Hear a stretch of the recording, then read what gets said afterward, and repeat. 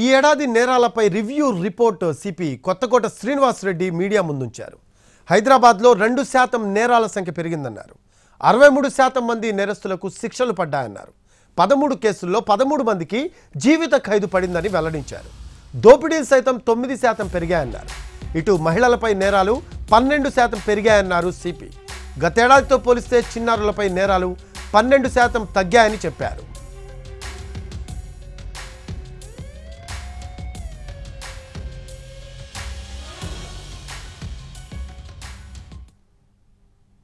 Friends, 2022 సంవత్సరంతో పోలిస్తే ఈ సంవత్సరము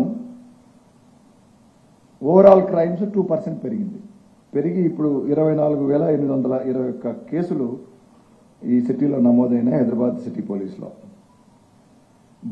అందులో బాడీలీ క్రైమ్ 16% పెరిగితే మీకు ఈ నంబర్ అందులో ఉంది.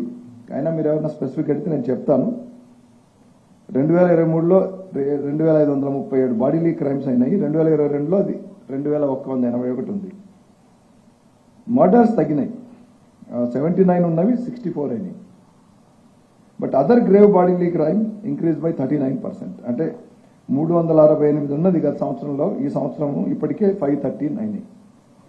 Non grave bodily crime also increase by 12% from 1813 to 2024. 2024 కేసులు అయినాయి.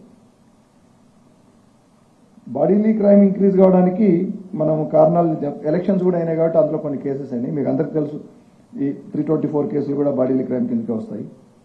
So elections, 2 months of election run up and the intense fight has also resulted in an increase of some of these bodily offences.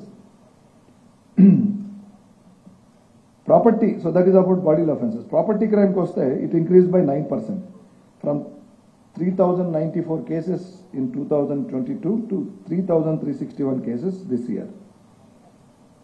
Unfortunately, recovery is also increased, which is a good feature, positive feature, from 61% to 74%, which is 13% improvement in the recovery.